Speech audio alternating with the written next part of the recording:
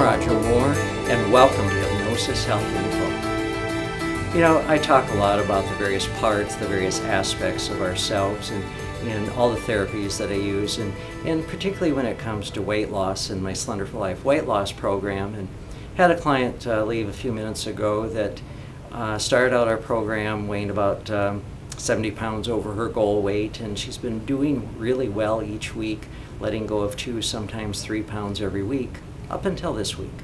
She had a rough spot this week. She stubbed her toe, fell, and ultimately did pick herself back up, but she was coming in today feeling a little bit shaky, and she said that this had been a week where she had a lot of mental angst at work and some upset and a lot of family issues going on, and just a lot of emotional issues that she was experiencing.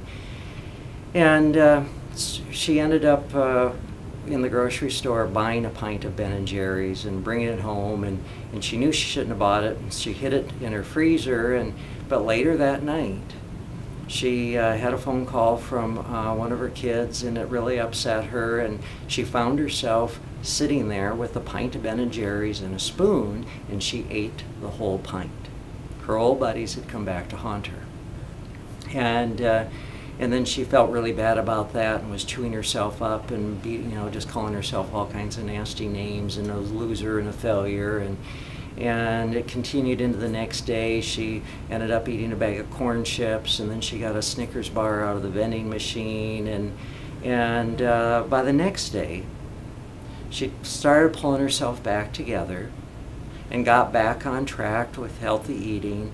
And when she came in today, she was still up about 1 pound from where she was last week, but figured she was down at least 1, if not 2 pounds from the highest point this week. But she was feeling pretty shaky, and so we talked about what had happened and what had gone on for her, and I asked her to imagine that she was in a movie theater, and she was sitting in the projection booth, looking through the window that the movie shines through, and she was looking down here into the theater, and she could see the top and back of her own head, so she was watching herself.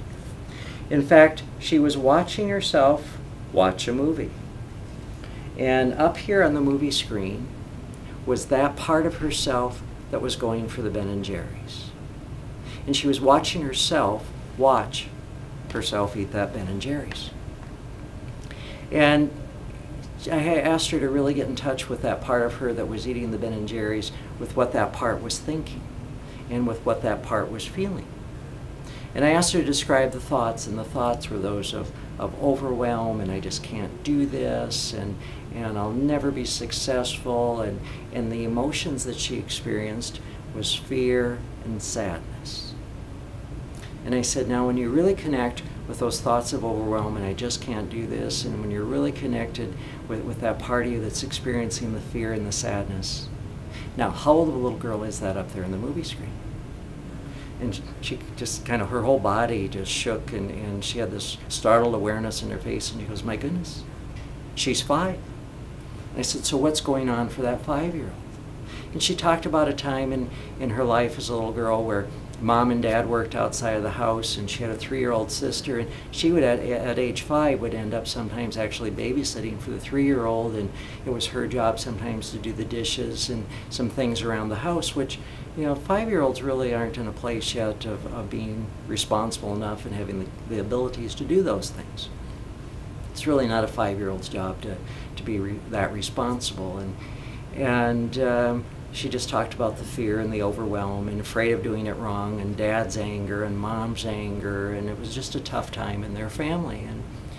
And so I asked her to also describe to me what it was like today after she ate that Ben & Jerry's, and tell me more about the negative thinking that she had and how she beat herself up, and what it was she was saying to herself. And then I said,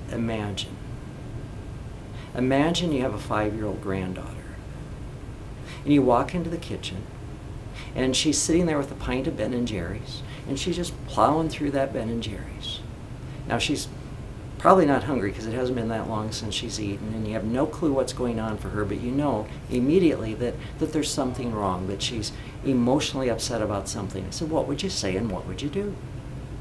And she said, well, I would sit down with her and I would talk with her. I'd probably put my arm around her or pick her up and hold her, hug her, love her, touch her, kiss her, let her know that I love her unconditionally, that she's safe, that she's secure, find out just what was going on for her.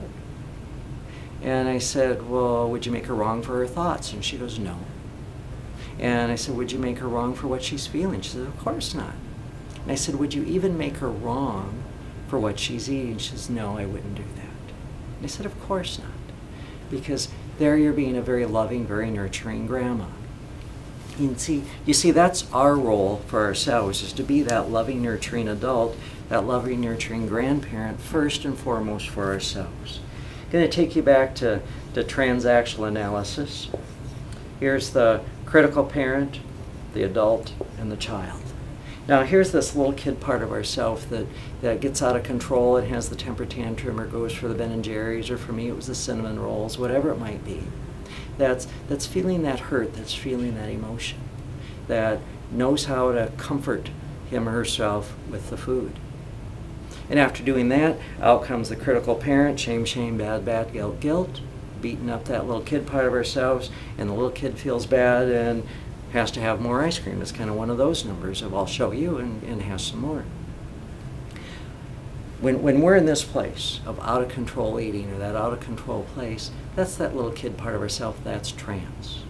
You know, if you've ever had the experience of walking into a room full of peers, or maybe your boss's office, and suddenly felt about 3 feet tall, or that everybody else knows more than you know, that's that little kid part of yourself, and it's not their job to be with your adult peers or to walk in the boss's office.